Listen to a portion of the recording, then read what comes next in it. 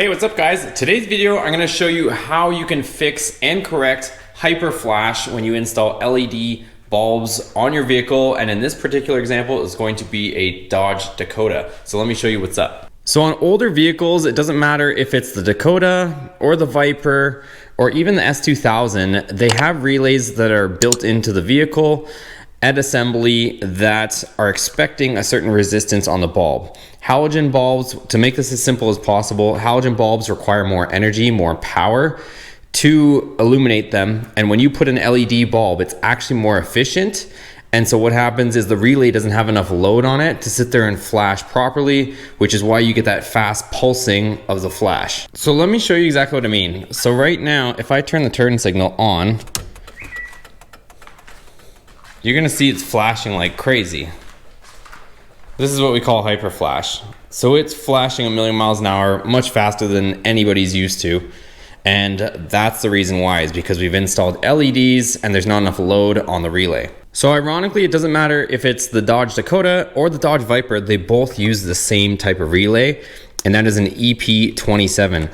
So what you're gonna need to do is get yourself one that says it's LED compatible, and this will restore your flashing back to a normal speed. So you can use something like this instead of trying to put in load resistors, and you've probably seen them before where people will put in resistors in line somewhere near the bulb to try to use up a little bit more power or energy to make it think that there is a halogen bulb there, or kind of use the same amount of current as a halogen bulb, when really you can just swap out the relay. So let me show you where this relay is located on this truck and how we're gonna replace it. So on this 1999 Dodge Dakota, it is very easy to get to. So you're gonna pop open your fuse panel here and see this big green relay. I've seen other people's, it is located underneath the dash, but if it's a Chrysler, look for this big green relay and it should be it. You're gonna pull it out like so, and let's bring it over to compare our new one. So here's the two relays side by side. They look pretty much similar, same size and dimensions. And I will link this in the description below so you guys can find this as well if you're running into this issue. So let's pop it open, we'll install it. Install is fairly straightforward like you guys saw, same as removal. We'll take this and we'll go plug it back in, and then I'll show you guys my flashers. And that is it, it's installed. So let's test it. So now with the ignition on, if we turn on our turn signals, we are back in business.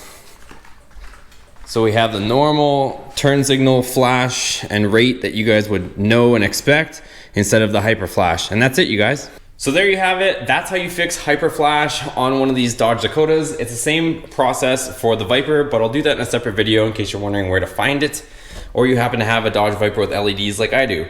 But it's just this little guy. You just get the good one that handles the LEDs, replace it like that, and you're off and all set. So anyways, you guys, if you found this video helpful, please make sure you give it a thumbs up. Check out the other videos on the channel. We have a lot of helpful content on the channel and a lot more on the way. Also, make sure you hit that subscribe button and turn on your post notifications so you're notified of all the latest videos that we have coming up. So we'll see you on the next video.